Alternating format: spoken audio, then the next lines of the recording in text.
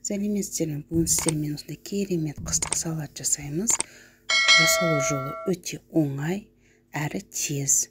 Ол үшін бізге қызанақ қажет болады, және де болгар бұрыш қажет болады, сарымсақ қажет болады, уксус, тұз, бұрыш, қант, маймен қолданамыз. Өстіп ыдысымызға майымызды құйып аламыз. Оның үстінен мясорубкадан өткізіп алған болгар бұрышымызды саламыз. Оның артынша қызанағымызды өткізіп алғанбыз, соны саламыз. Барлығын бірге салып, араластырып, чесногымызды саламыз. 1 сағат көлемінде баяу отта пісірамыз.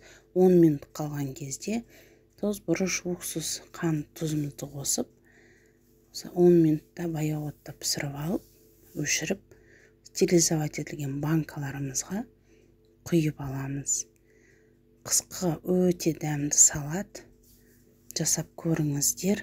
Менің инстаграм каналым бар, соғанда тіркеліп қойыңыздар, оң жақ шетінде жазылған.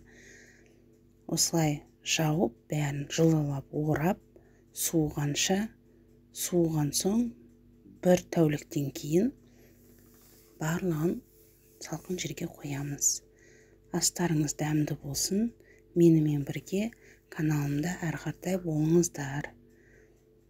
Менің каналыма тіркеліп, лайк басып, комментарий жазып кетіңіздер. Сау болыңыздар.